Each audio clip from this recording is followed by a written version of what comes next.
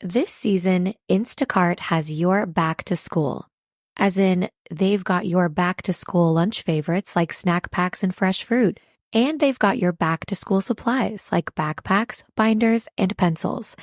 And they've got your back when your kid casually tells you they have a huge school project due tomorrow. Let's face it, we were all that kid. So first, call your parents to say I'm sorry, and then download the Instacart app to get delivery in as fast as 30 minutes all school year long. Get a $0 delivery fee with your first 3 orders while supplies last. Minimum $10 an order. Additional terms apply. On today's Smart 7, extreme misogyny becomes a form of terrorism. Trump and Walz rally up support, and lots more. It's Monday the 19th of August, it's World Photography Day, and happy birthday, Christina Perry. The Smart 7. It's news, but not the news.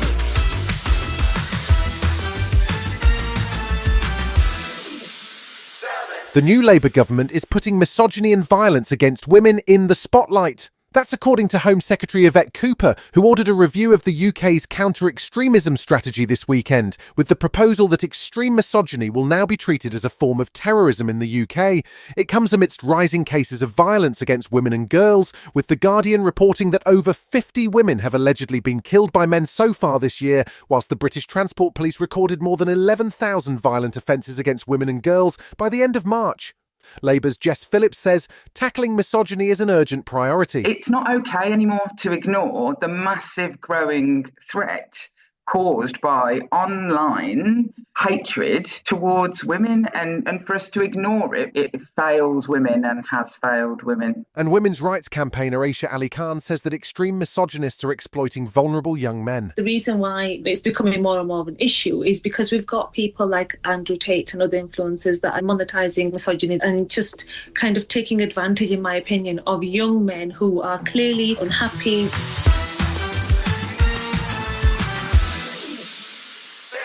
This weekend saw 2 vital Russian supply bridges over the River Seine destroyed by Ukrainian forces, as Ukraine claims it now controls more than 80 Russian settlements in the Kursk region.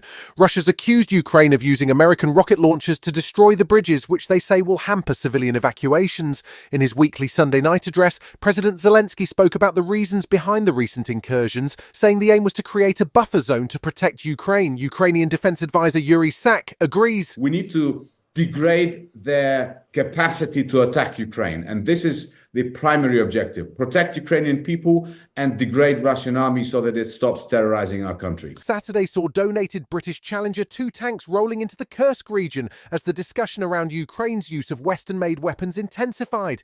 Ukraine appealed to the UK for permission to use donated Storm Shadow missiles on Russian territory, but the UK says it's waiting for US approval. Sky's military analyst Sean Bell says it's important that Ukraine be allowed to use the weapons as intended. Western weapons have been used very effectively in the war up till now, but these handcuffs on the Ukrainians led to President Zelensky urging that the limitations are freed so that they can get on and use these weapons as they were designed to be used.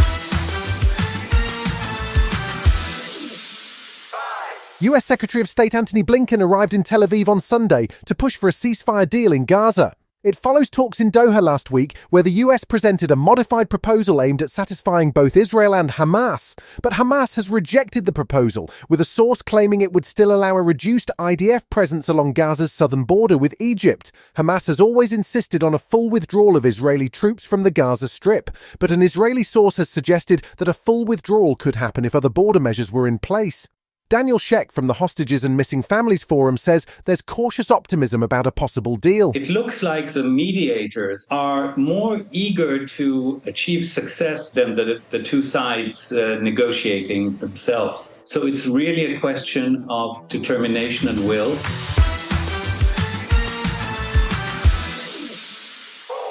This weekend, Republican presidential nominee Donald Trump and Democratic VP nominee Tim Walz both took to the stage to rally support ahead of November's presidential election. Trump targeted the swing state of Pennsylvania, holding a rally near President Biden's hometown of Scranton, where he's counting on the support of white working-class voters. And the former president seemed to be taking his usual approach. I say that I am much better looking than her. I'm a better looking person than Kamala. Meanwhile, Tim Walz, who was making his final campaign stops ahead of this week's Democratic convention, offered a very different message in his home state of Nebraska. You can do the work in front of you, and hard work is good work, but you can do it joyfully. You can do it with decency. You can do it with kindness. Still to come on the Smart 7, Man City claimed their first victory in the Premier League, and Lily Collins raves about Sandra Bullock right after this. It can be hard balancing taking care of kids, senior loved ones, and yourself. Remember, it's okay to ask for help. There's a reason 29 million families have turned to Care.com. Find background-checked sitters, nannies, and senior caregivers who can help with everything from watching kids after school to senior meal prep. Whether you need full-time, part-time, or even occasional help, you can view rates and book highly rated caregivers that fit your budget and schedule. Get the help you need with Care.com. Welcome back.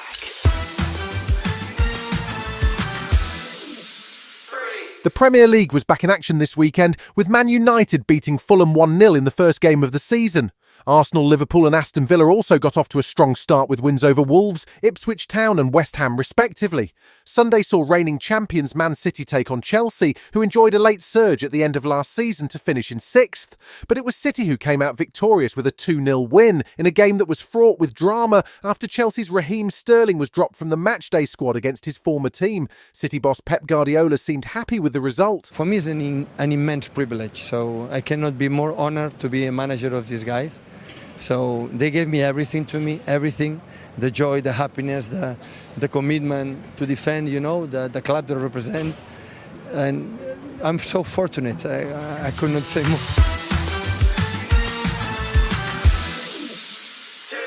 If you're feeling that post-Olympic withdrawal, fear not, Paris is still in the spotlight.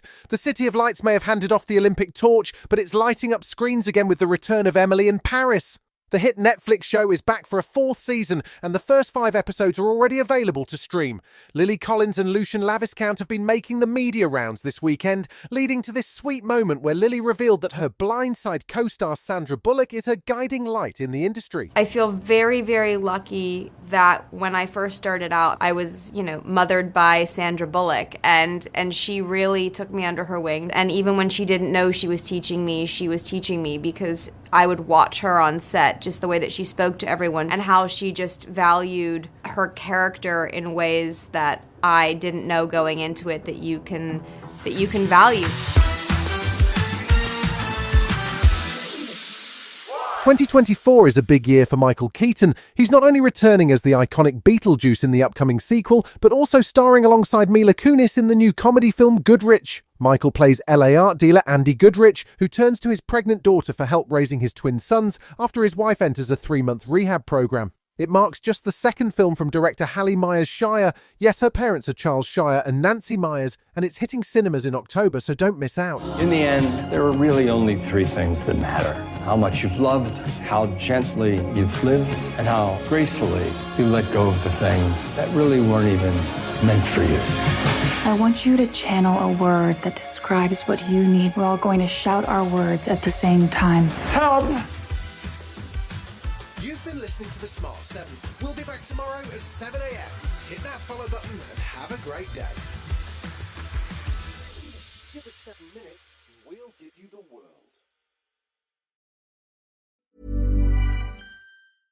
Let's talk about something that's not always top of mind, but still really important. Life insurance. Why? Because it offers financial protection for your loved ones and can help them pay for things like a mortgage, credit card debt. It can even help fund an education. And guess what? Life insurance is probably a lot more affordable than you think. In fact, most people think life insurance is 3 times more expensive than it is. So with State Farm Life Insurance, you can protect your loved ones without breaking the bank. Not sure where to start? State Farm has over 19,000 local agents that can help you choose an option to fit your needs and budget. Get started today and contact a State Farm agent or go to statefarm.com.